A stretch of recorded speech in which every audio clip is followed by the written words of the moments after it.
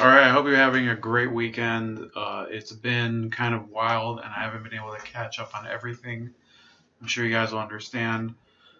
By the way, you can still watch my video regarding Avi Yamini and the Jim Jeffries show controversy. I'll put that in the description, or sorry, I'll put that in the comments below. But we're going to deal with a different issue right now. Theresa May might be finally losing her final reserve of support because she apparently had to go to Brussels last week and beg for a new extension onto Brexit.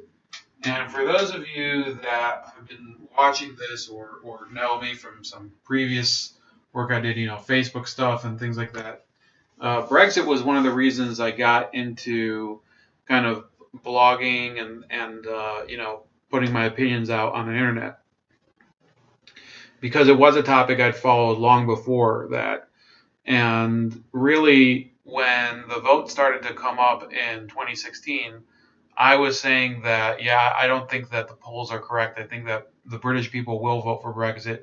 And when they did, I was very chagrined when Theresa May was chosen by the Conservatives to replace David Cameron. And I think I was among a broad consensus of people that thought that she was a horrible pick. Okay, she had been Home Secretary before that. As Home Secretary, which is the British equivalent of, I guess, the National Security Advisor, or it's a very senior security position. So she pretty much presided over the Conservative government becoming more and more pro-censorship and pro-political correctness, pretty much the same as any left-wing party. So I think that the example of the Conservative Party shows that this idea that being superficially right-wing really makes you a person of values is a complete falsehood. Somebody like Theresa May is a disgrace to the label of conservatism, and it might actually delegitimize it. We might have to call something, a free speech advocate doesn't necessarily have to be a conservative. It could be somebody with no other political opinions or even a leftist. So apparently, in the wake of that decision to lobby Brussels for another extension, the fact that her votes keep failing in Parliament for her ridiculous deal, which essentially makes Britain an impotent appendage to the European Union, Theresa May is possibly going to be forced out by her own cabinet, which would make her and really pathetic compared to some other people. For example, David Cameron, when he was prime minister, he didn't necessarily. I wouldn't say he was a good prime minister, but at least when he lost that Brexit vote, he took it like a man and left. Now, Theresa May, another issue that I should have added was that she was a Remainer. She was against Britain leaving the EU. And for somebody who took a position, the losing position, to be rewarded with the leadership of the country during the course of leaving the European Union, shows how tone deaf the political establishment and the Conservative Party is, and why you do need sort of this cleaning of house throughout British politics. It says Theresa May has days left in Downing Street amid a cabinet coup to oust her, according to several reports. Speculation the Prime Minister will be ousted is at fever pitch with the Sunday Times. Okay, the Sunday Times, by the way, is the paper of record in Britain. So they're reporting 11 cabinet ministers had told them they want Mrs. May to move aside and make way for a replacement. Her de facto deputy, David Lidington, has been named as her potential caretaker replacement, while several are said to be ready to throw their weight behind Environment Secretary Michael Gove. By the way, I don't think either of these people would be really good choices, okay? Lidington is kind of this smarmy, like really just a politician who's been never really done anything of note, okay? I don't even see here whether he was a supporter of Remain.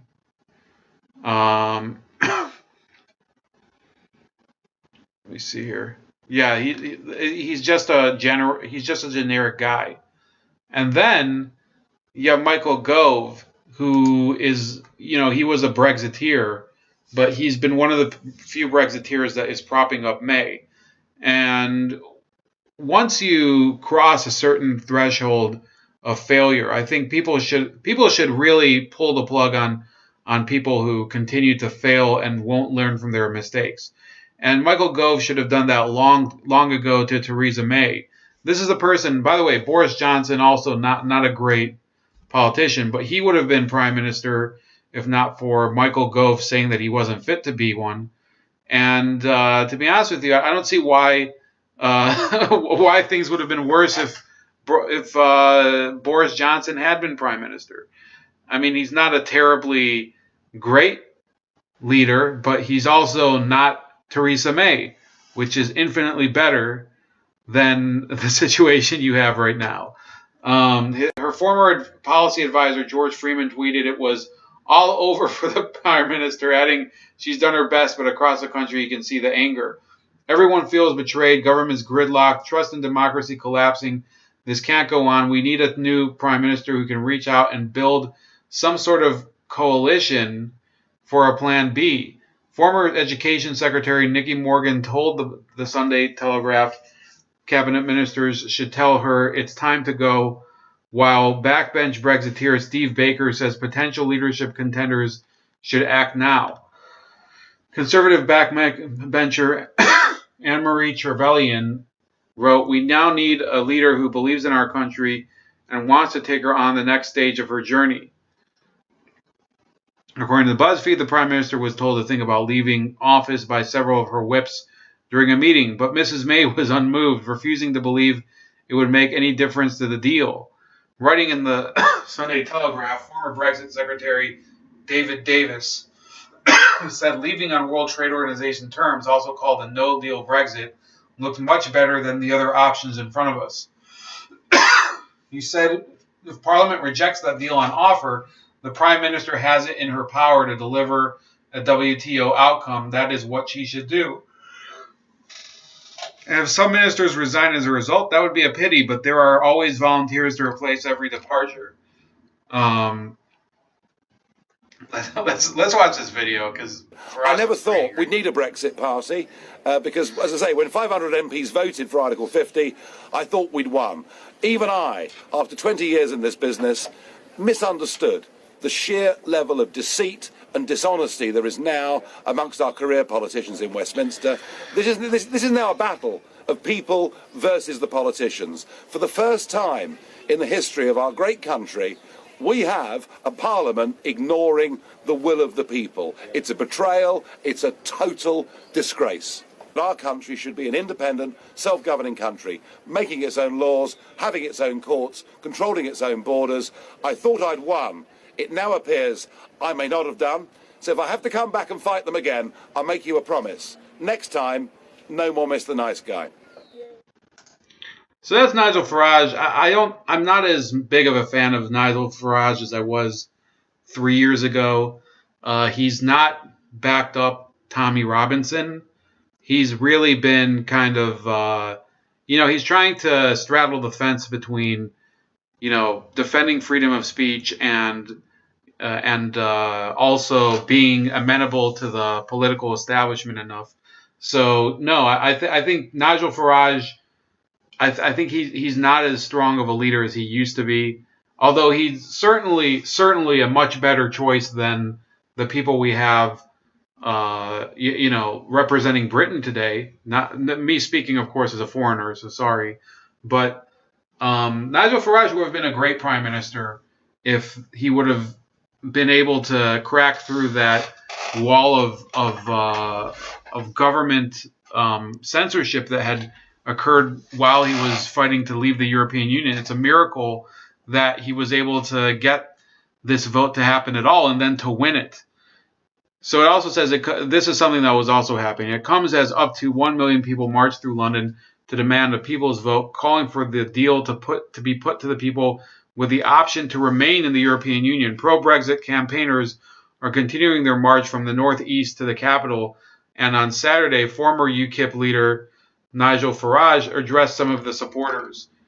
Mrs. May spent the weekend on the campaign trail in Milton Keynes and in her country retreat of Chequers, no doubt mulling over the events of a turbulent week in which she had blamed MPs for the Brexit delay, and then said she may not bring her deal back to the Commons for a third time if there was not enough support to pass it. She came under fire for a speech which blamed MPs for the impasse, saying all MPs have been willing to say is what they don't want. So this is the standard. This is the sign of a leader who's not a leader. She's willing to blame literally everyone but herself. Nobody really like her whole thing has been this. She said at a certain point during the process that no deal was better than a bad deal. Now she has a bad deal and she's trying to force it through. Okay, so she's just a deceptive, lying piece of crap. In a letter to parliamentarians on Friday, she appeared to apologize and said she might not bring the deal back again, writing, "If it appears that there is not sufficient support to bring the deal back next week or the House rejects it again, we can ask for another extension before April 12th. She also acknowledged the difficult job all MPs face and said it was not her intention to make it harder. Mrs. May said she was holding Brexit meetings over the weekend, sharing pictures as she joined the local election efforts in Milton Keynes. Yeah, this is stupid. You shouldn't be campaigning for local elections when you're just clinging to power. Nobody wants Theresa May anymore. Okay, you also see here was Sadiq Khan marching in the People's Vote. You know, you see her. I mean, there were a lot of people at this People's Vote march, but Sadiq Khan's city is basically melting down around him. You know, people are getting stabbed all the time. You know, the place is just a disaster. And, you know, let's see how many reactions we're getting. Anything for a photo opportunity. I think you should be more focused on your job as mayor of London, not trying to undo a vote that 17 plus million Brits voted for. So this is from a guy. This is a British, or sorry, I think he's. I'm not sure. He might be either it's not the Bahamas. I think he's a Barbadian British boxer, Ashley Theophan. So there's people who are just tired of this bullshit already, and they want it to be done. One other note. So the Prime Minister of the Netherlands also made fun of Theresa May. This is how bad it's gotten that leaders of countries that themselves are not exactly, you know, the Lexus of the world. You know, the Netherlands is very nice people, but their leadership not so much. So he made fun of her, comparing her to the limbless knight from Monty Python. You know, the ones that's like, you know, his arm gets sliced off. He's like, oh, it's just a flesh wound. So he's called, you know, people are just taking pot shots at her. She's so pathetic. It's almost unbelievable. Then you have he himself lost a lot of power this weekend in this parliamentary election. He might not even have his Senate seat anymore. So, yeah, that's what's going on in Europe. You're going to be seeing a lot of, you know, upheaval over the next few months over there, because there's European elections. I believe there's also British local elections, but, you know, there's no way to know how that will go. Sometimes it goes pretty bad because, you know, people have lost a lot of trust in it. Also, I think this is something that I heard last week on Steve Turley's channel. And if you're not following that channel, it's a good channel, at least to keep track of things. I'm not always sure he's exactly grounded in reality, but, you know, sometimes he's a little ahead of his time, talking about these European populist, national populist movements. I think Steve Turley's got a good channel. So the Swedish Democrats, who are a pretty right-wing party, are now going to be negotiating themselves for a seat at the table in the Swedish government. So all this stuff about new immigration policy, and bringing more people in, that's going to have a new challenge from within the government. So it's going to be these very liberal / progressive leaders in the European governments are kind of being slowly like eroded away and replaced by more populist people. Yeah, in the Netherlands, it's this what do you call it? The Forum for Democracy is the one that's kind of gaining power. So that's about it. I hope you guys enjoyed it. I will upload this and try to premiere it, and I'll try to be here for the premiere when you guys are watching it. And that's all I have for today. So please like the video, subscribe to the channel, subscribe to my other channel, Razor Ray Special Cuts, as well as my channel on BitChute. I also have Cocoscope. I'm uploading from time to time there. And of course, subscribe to me on Minds.com and on Gab. And also, if you haven't check out that video on BitChute about Avi Yamini and Jim Jeffries. Talk to you guys later.